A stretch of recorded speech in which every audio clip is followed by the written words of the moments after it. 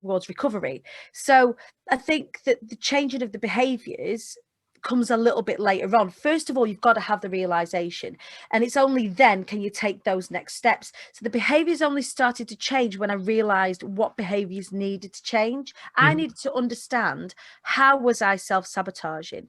And I would self-sabotage in a number of different ways. I was in fear and in stress, and your body's response in fear or in stress tends to be fight, flight, freeze, or fawn even. So I was either, so fighting for me when I was backed against the wall would be rampant workaholism. I didn't say alcoholism then. I didn't mean that. Rampant workaholism. It just manifests itself like that in some respects for some people. Freezing, I would procrastinate. I would stop. I would be afraid to be visible. I would be afraid to put my ideas forward, or I would just run away and take myself completely out of situations.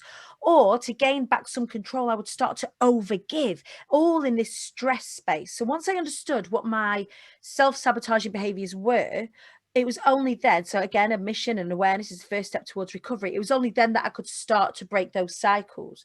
So when I caught myself not showing up, so say I'd have a little bit of success, and success in my mind wasn't a safe space to be. Nobody around me knew what it was like to be successful, certainly not me. So when I started to find a bit of success, I would pull back, I would retreat. My body, the bit of my brain that's still an animal, doesn't know that success is safe, would retreat and pull back and freeze. So then when I catch myself doing that, then I can implement small incremental baby steps that I can do in order to keep moving myself forward. And that was again, one of the realizations is that instead of just understanding that, I was freezing, I was procrastinating, I was, I would nap, I would procrastinate, I would do anything else other than the thing that I was meant to do that was going to move me forward.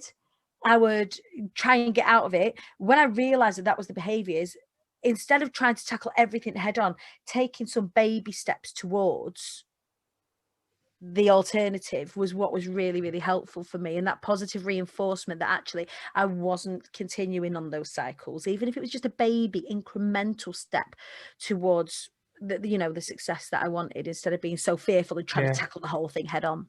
That's right. Do you know a guy called John Azaraf? I don't. So he's a